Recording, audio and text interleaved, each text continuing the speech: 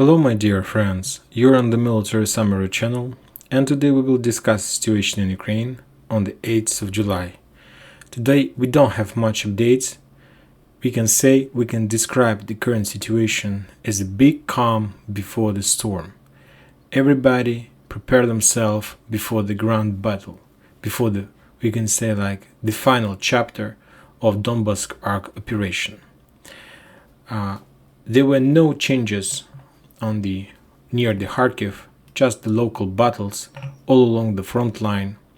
According to the Ukrainian military authorities, they announced that the Russians were trying to storm Dementievka, but if we're talking about the Russian sources, they announced a few days ago that they managed to take Dementievka under their control.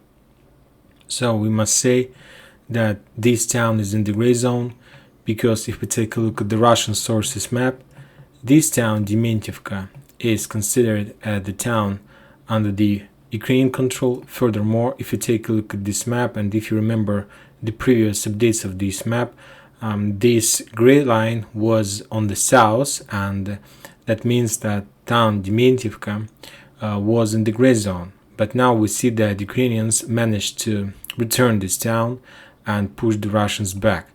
So there's like local battles on the front line, on the line from Berdyanovka, Dementievka, Russkie Tishki, Petrikovka, Bayrak, Rubizhno. Furthermore, the Russians a few weeks ago announced that the town Rubizhno is under their control. But now we see that this town is still under the Ukrainians, and on this version of this map, this town is still in the gray zone. So we see that the front line is stable here. Today we got some reports from Ukrainian military authorities that they're expecting that the 114th Russian brigade are able to start some offensive operation towards Kharkiv, and they're very afraid of this group because this is a very powerful Russian group. But for now, this group is still in their position, and as I understand, this group is waiting for the operation in near Seversk. If we're talking about Izum bridgehead, there is just one update from this area. If you take a look at town Bogorodichne, this one, if you remember the previous version of this map, this town entirely was under the Russians, but today or even yesterday, the Russian source map has been updated, and they're showing us that they control just half of this town, and there are still heavy clashes around this town. Furthermore, the Russians have some losses. There was feed photos and videos in this area confirms that the Russians lost some heavy tanks in this area. So we'll follow this situation as well. But for now, there is a calm situation. If we're talking about Sidorova, as you can see, this town is still in the gray zone. So that's mean that there is no more final or more reliable confirmation about the fact that this town is under the Russians. This city is in the gray zone. The Ukrainians still say that they have some control, so it's like the regular situation that in the morning the Russians are entering this town, but by the evening the Ukrainians return this town back. So it's something like a ruined area and the territory of the gray zone. Now let's talk one more time about Seversk.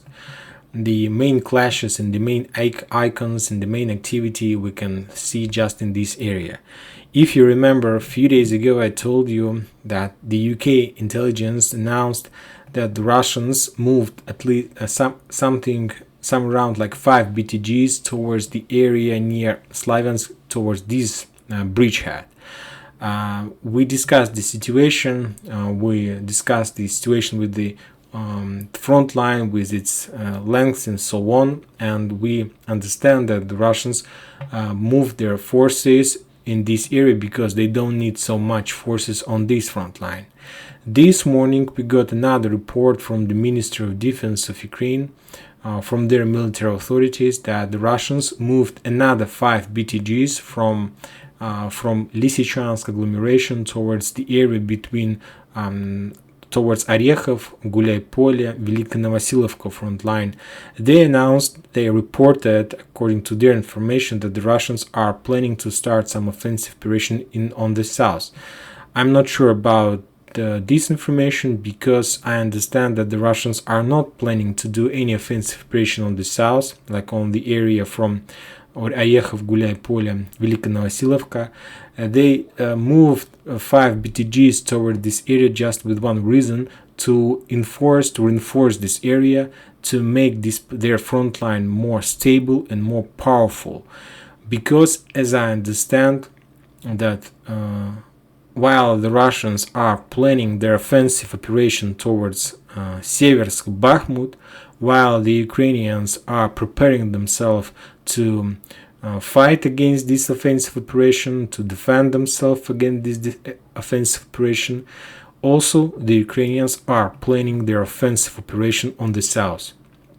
Of course, it's logical, it's very classical way. When your enemy attacks on one side, you need to try to find solution how to attack your enemy on another side. And to attack Melitopol or Kherson, the south of Ukraine, is the best solution for many reasons.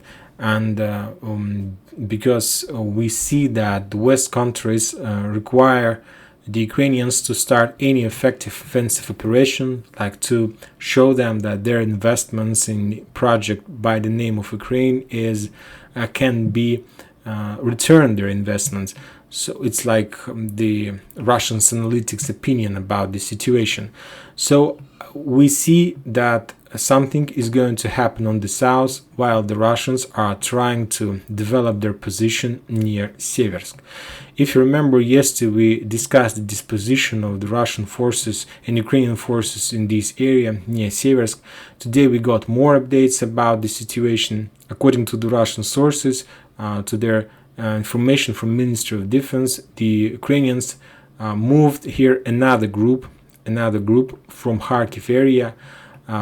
They moved like 10 special forces detachments, as far as I understand, towards Seversk, and they locate them in the area between Vyimka and Ivanodarivka, Vyimka, Perezhny. If we take a look at the West sources map, they moved their forces in this area, so it's like Zvanivka.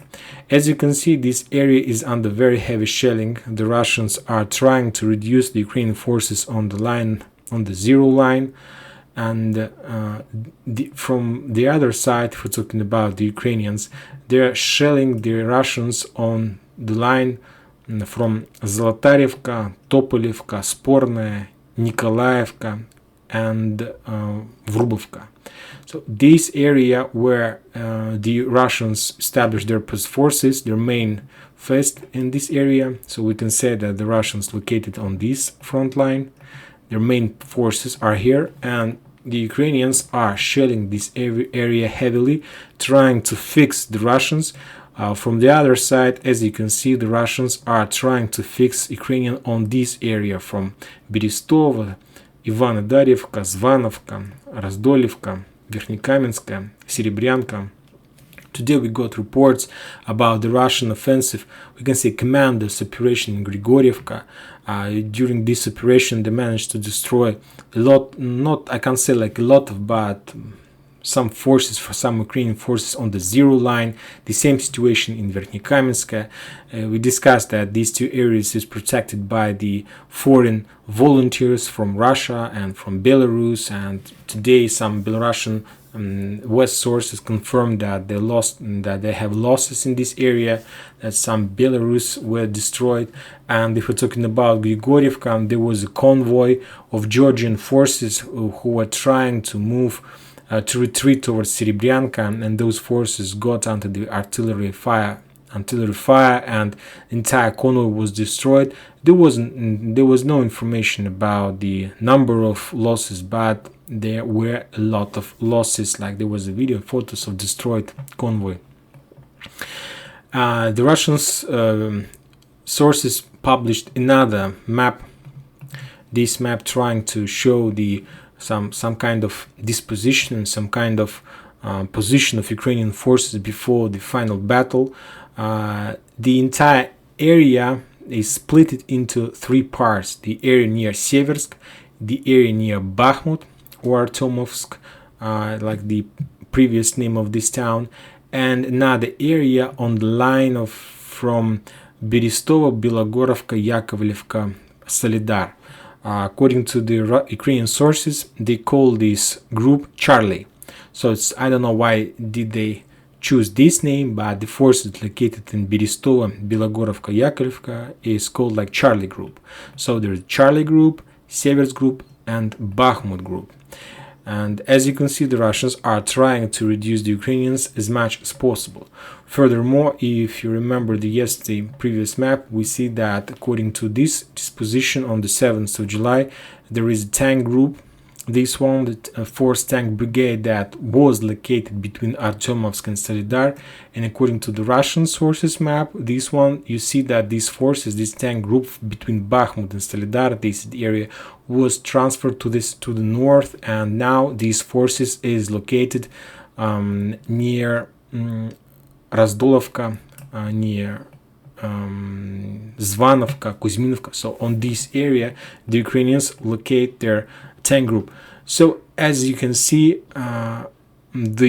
everybody understand that the Russians will try to attack Seversk, and the intelligence says that nobody expect the Russian attack from any other side, because they have their forces, main forces in this area.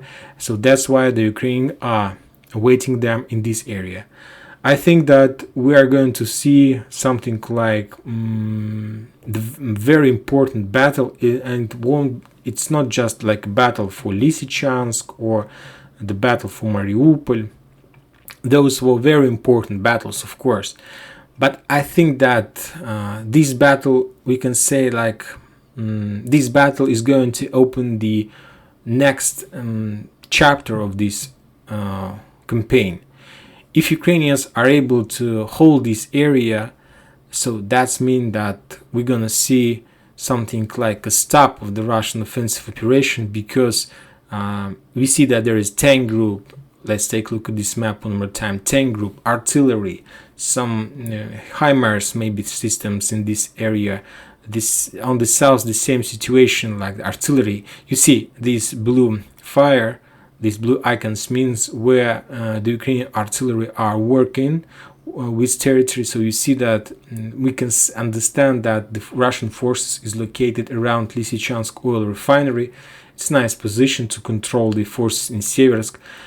And this battle will determine the further, we can say, phase of this special operation, or the Russians are going to do some mobilization, or they will stop, or the Ukrainian front line is going to collapse, and after that they won't be able even to stop on the line from Slavyansk, Kramatorsk, and Konstantinovka. Another offensive operation, heavy shelling, we can see on the south near Bakhmut. Today we got some confirmation from Ukrainian military authorities that the Russians took control, of course, over Klinovo, and they confirmed this situation as well. I don't know why this map is not updated. Furthermore, the Russians were moving and heading towards Velikaya Dolina, this one. So, and as you can see, this town is very close to Bakhmut, but there was no confirmation of the fact that this town was taken. The main target, the main aim, the main goal of the Russians in this area is this small construction, this one. The Russians are not going to take this construction, engineering construction. They just want to reduce and to ruin this area. Let's take a look at this map and you will understand everything. This is something like electricity engineering constructions, and with help of these constructions the entire town has electricity. So there was some confirmation a few days ago that the Russians has already shelled this area. There was a fire there, and some Ukrainian sources report that starting next Monday there are going to be no electricity in town at all. So the Ukrainians are planning to cut this area from electricity at all. If we are talking about the south area, there is no moves, just the Russians are trying to do some airstrikes in this area. There was some confirmation about this. If we're talking about Donetsk, as you can see, the shelling moved to the central part of this town, so the Ukrainians started their shelling of civilian one more time. There is no more updates if we're talking about any attempt of push the Ukraine from this area. And some updates we got from Nikolaev area. According to the Ministry of Defense of Russian Federation, they strike this area with the rockets, and they managed to destroy around 300 of Ukrainian soldiers from one brigade that were located in Achakov. This brigade, their main base is in Nikolaev, and that was 123 Defense Brigade, and some forces were located in Achakov, and by the rocket attack around 300 soldiers were killed. And as you can see, I'll repeat myself, that the biggest number of Ukrainians is near Odessa, Nikolaev. As you can see, this force is very enforced, and there are a lot of forces on the south, on the Orekhov Gulay Pole area. So I think that as soon as the Russians are going to start their offensive operations over Seversk, the Ukrainians will do another attempt with their offensive operation towards Kharkiv, Nova Kakhovka, and so on. Furthermore, today we got few another interesting updates from the Ukrainian side. Today, the president of Ukraine announced that they have around 1 million army already. It's not just like the military forces; it includes police and the forces that are located on the border, at least with Belarus and so on. And if we're talking about the Russian Federation, some sources announced that in the end of July and the beginning of August, right before the autumn, the Russians are planning to start shelling the Ukrainian power plants. I'm not talking about the nuclear power plants, of course, it's not very safe, but some sources are saying that the Russians are planning to shell just the regular power plants with one reason: to cut the entire Ukraine. If they are not going to start some negotiation with the Russians, and if the Ukrainians are preparing themselves for some winter campaign, so just as a preparation part before the winter campaign, the Russians are going to start shelling their plants, just with one purpose: to cut the entire Ukraine from electricity, because it's very important and it might be some kind of negotiation power from the Russian side. And that's it for today. Thank you for watching. Subscribe to my channel, put your like, join my Patreon. Tomorrow we're gonna discuss the development and the progress of the special military operation during this week. Military Summer Channel reminds you that we condemn any violence in Ukraine. So have a good weekend. Bye bye.